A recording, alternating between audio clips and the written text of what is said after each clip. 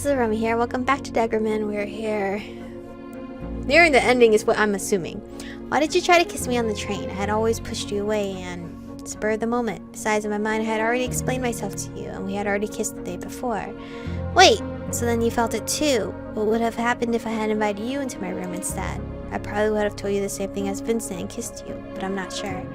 Why did you even kiss me as Vincent when I was pushing you away, Cass? I don't know, but I decided to do it anyway. I'm Vincent, and if I want to do something, I'll do it. I don't understand any of this. Me either. Before you, everything made sense, but now I can handle these feelings I have for you.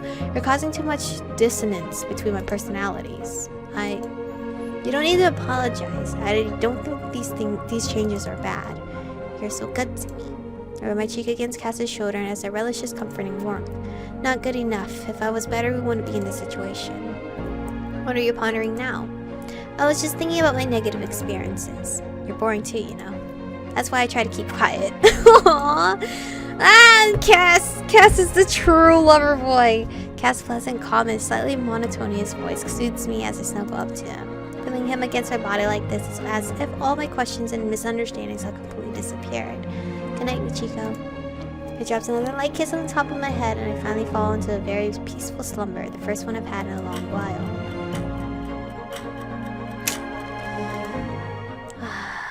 When I wake up, I find myself alone in bed. Both Vincent and Cass get upset again and leave. I roll over and sigh. That's when I notice that the door to the bathroom is open.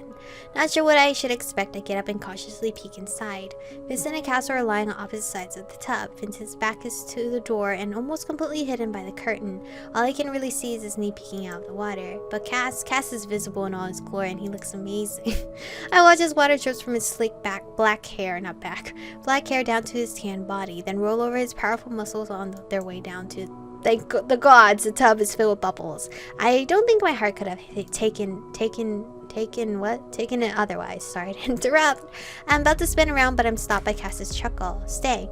No. Don't you involve me in this. It's one thing to imagine them performing all sorts of vulgarities, and another entirely to actually see them bathing together. I slam the door shut, throw myself into bed, and pull the blankets up around me, but none of it helps quash the fantasy that is rampaging through my head right now. That picture is still fresh in my mind. Vincent's delicate knee, pink from the steaming water, and Cass's well-sculpted chest gleaming with moisture. The image of their delicious debauchery seems to be imprinted on my retina. Cass is handsome, isn't he? I can tell from Vincent's voice and the way the bed is sagging that he's sitting right next to me. Honestly, it should have been my body, so not Cass's, but I'm not very attractive, especially now. They set me up to see that, didn't they? What do they want from me? You care too much about appearances. Maybe. I poke my nose out and see a bare white knee in front of me. Embarrassed by the sight, I burrow beneath the blanket again. I need to change the subject. Cass, when did he happen? When I was 15.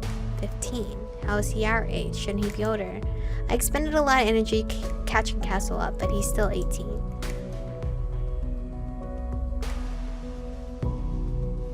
What? What?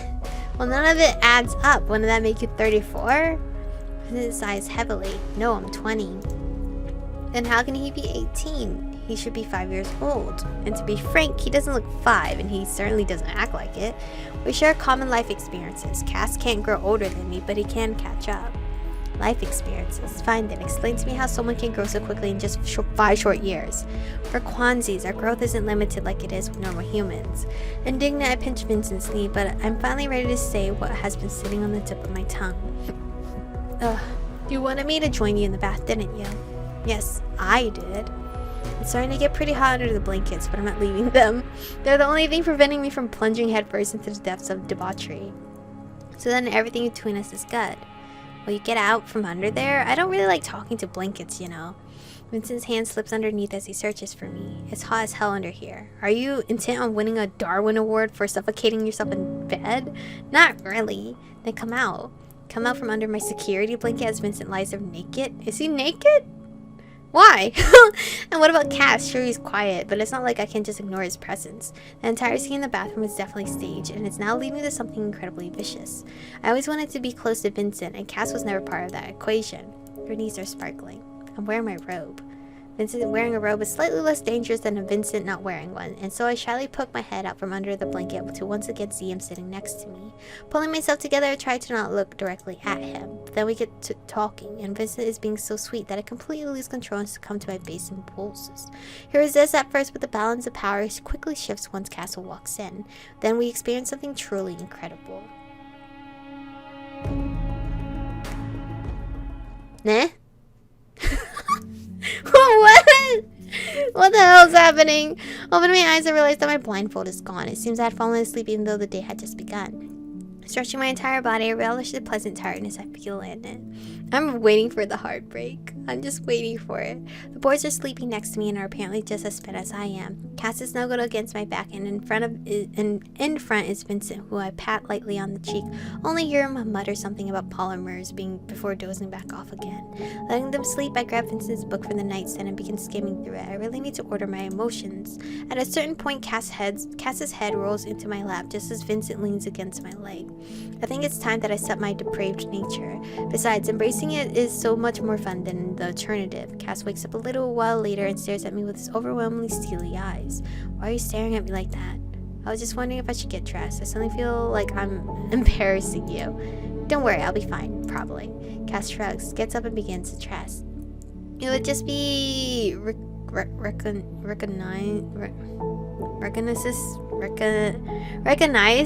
Oh my god, English is hard. But we should probably take a look around the city. Vincent stirs, yawns, and sits up. As soon as he sees me, he rolls out of bed and darts into the bathroom, all wrapped in a blanket. That was strange. Dismissing the odd scene, I turn my attention back to the fully dressed Cass. What's wrong? I'm confused. Really, you don't look confused. Must be my poker face. We walk out to the street. There's been the most wonderful snowfall.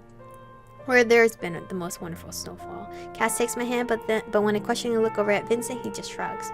No hand, no romance. We board a tram that runs through the city. It seems Vincent is quite fond of this mode of transportation. This town is so quiet. Yes. We take a nice walk but don't notice anything strange. Or should I say, I don't notice anything strange. To me, the city seems quite normal. But now I know how Vincent feels when he's embarrassed. Cass's behavior is starting to make me feel a little uneasy. He's been holding my hand, opening doors, pulling up chairs, helping me into my coat, and in other words, treating me like his girlfriend. He even tried feeding me a couple of times during dinner. Listen, he's so cute. Shut the fuck up. But the most remarkable part of it all is whenever I shyly refuse, I notice a hint of resentment on Vincent's emotional face. I wonder when Vincent gets better, will he continue what Cassel began, or will I be Cass's responsibility at that point? Or maybe they'll take turns. And what will they do to me once Vincent is fully healed? The thought of having sex with one of them is embarrassing enough as it is, but both? What? My head is spinning in circles just thinking about it. After a stroll through... Why the fuck would you lead there? Hello? After a stroll through the city, which reveals a little more information, we return to the hotel and check out for our second room. As we finalize the adjustment to our accommodations, I can feel myself sweating buckets. I'm officially sleeping with both of them now. All of the time. This final stretch of Vincent's recovery is the only thing separating our current relationship from an era of debauchery. Given what we have already done, I can't help but worry over what may happen next. The guys begin packing up their things as I pace helplessly with my legs feeling like jelly. All I can think about is that soon, very soon, maybe even tonight. Yet looking at their faces, it's hard to tell what they're thinking. Girl, what? I head into our room. Vincent settles himself on the bed. He's still recovering and tires easily and sleeps most of the time. What mission is this again? I don't remember what we're doing. Despite my hesitation, I lay down next to him. I want him to recover more quickly. So no matter how embarrassed I may be about this, I've decided that I'll be here for him no matter what. But watching him sleeping so sweetly like this, I can't resist taking advantage of his helplessness. Well, girl, no, that's a red flag. Hello? Cass sits next to me and watches as I run my fingers through the soft strands of Vincent's hair. I wonder what expression Cass wore yesterday when we were in the middle of our obscenities, and it's particularly exciting to imagine what's going on in his head as he gazes at me with those incredibly passive eyes. My fingers begin to tremble as a desire to touch Vincent's sleeping lips surges through me. Damn it! I need a distraction. Desperate for a diversion, I say the first thing that comes to mind. How can you guys so calmly wait around for the hex to attack? I'm used to it. Either I'm on my toes all the time, living in constant fear, or I relax and enjoy what I have. I prefer the latter. The fact that Cass answered me as if I had only addressed him, it's breaking my brain. They am their collective consciousness. Would it be okay if we continue my Quanzi training? Cassel moves closer and looms over me. That was barely training, and we've already played at it long enough. His eyes focus intensely on me. But I want to be stronger and to rely on myself. The price is too high and there's no guarantee it'll work. But, no buts, you have me. Listen, Cass! You know what happened in our route? When I had you, I had to abandon you, if I remember correctly. I was able to survive and will only get stronger. Quanzi training is for simpletons. It takes a lot to actually master our gifts, and I don't want you risking your life for it. Aren't you always taking risks? I want to help too. Cass's eyes thaw a little, then he lowers his heavy body onto my lap. And you are helping me, by being here, alive and well. He presses up against me and freezes. And that is my selfish desire. I don't want to see you go through the same hell that I did. You won't be the same afterwards. But you go through it. I had nothing to lose. But I'm a Genia, the rarest kind of Quanzi. Wouldn't it be unjust if I didn't learn how to use my gift? The world will move on without your gifts. I just don't want to be useless. I don't want to keep depending on you. I don't want to be a burden anymore. Glowering at me, Cass gets up from my lap. Stop this nonsense. You're not useless, and I depend on you much more than you depend on me. His hands grips the headboard of the bed near my face. How dare you call yourself a burden? Isn't it true, though? No. Creases begin to form on Cass's brow. You are almost everything I've ever desired in life. Oh, shit. I don't know if that's romantic or it's getting a little... I don't know if that's romantic right now or it's a little red flag, no? Glaring at me reproachfully, he lays back down on my lap. Cass? Yes? Don't you find it strange that we're discussing such important issues without Vincent? What does it matter? I told you exactly how I feel. Vincent would just be cranky. Pausing and gather my resolve. Then why even pretend to train me? You were asking too many questions and I was secretly hoping it would help a little. Still, I have no idea what to do with you. But you've been recovering faster with me around, you said so yourself. Because you're a Genia. Who knows? I think I'm making Cass angry, but with how little emotion he shows, it's hard to say for sure. I don't even know what's going on, bro. The next few days are extremely awkward. I feel like I've upset Cass somehow, and Vincent still seems confused and out of it. I catch Vincent's ears turning pink a couple of times, most likely from the thoughtful look on my face when then he avoids me for a few hours later. Still, it's amazing how perverted he is in bed and how modest he acts afterwards. As time goes on, I find myself more and more overcome with lustful thoughts until I finally reach my boiling point. Now that I'm alone with Vincent while he's sleeping, I decide to take advantage and accost him. Accost him? What the fuck does that mean? Of course, the way he reacts when he wakes up has me apologizing profusely and then to Cassel when he comes in. Yeah, my girl's getting a little off the chain. I think it's time we talk. I can't disagree with that. We head down to the hotel cafe where I order a liqueur under Cass's reproachful gaze. Dutch courage. His eyes are filled with condemnation. It's a good thing I'm drinking. It doesn't take us long to begin discussing things that are so depraved that I wouldn't have had the courage to utter a single word had I not been under the influence. The discussion of our sexual relations ends with a warning. If you ask for mercy, there will be none. Can we use a safe word? What the fuck? Cass looks at me so earnestly that I realize if I agree to everything, I'll actually get everything. Just so you know, what you did to Vincent was incredible. But I'll get my revenge. All that separates me from it is his recovery. What do you mean revenge? What the fuck? Does he also want action? My girlie, shouldn't he be giving them both actions since they both love you and you love them both and there's a mutual agreement here or something? I don't know how this works. It quickly pecks my lips and I'm lost for several minutes, but once my happiness fades, I grow a little sad. I've always had ideas about what it would be like to date someone. Tell me. Well, firstly, I never thought I'd be dating two people at once. Cass glares at me sternly, which doesn't exactly encourage me to continue being so forthcoming. Keep going? Well, I had imagined that we'd study together, hold hands under a desk, that my boyfriend would walk me home and kiss me on the cheek. And maybe in a very romantic moment, we would kiss each other on the lips. So a high school romance. After hearing that, just how am I supposed to take your permission of debauchery? Take it however you want. I'm sharing my deepest secrets with you here, and now you're making fun of me. Cassel pauses, then begins again with difficulty. I can sort of understand you. My dreams were even sillier. That was when Vincent had first hit puberty. I had dreamt of a beautiful girl and of becoming her knight. I would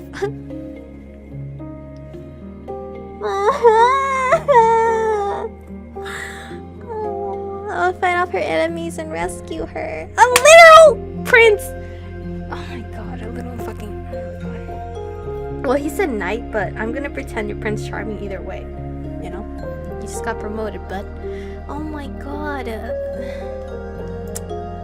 Yeah, no. Cassel all the way. There's no way. There's no way. After this entire route, it's obviously Cassel.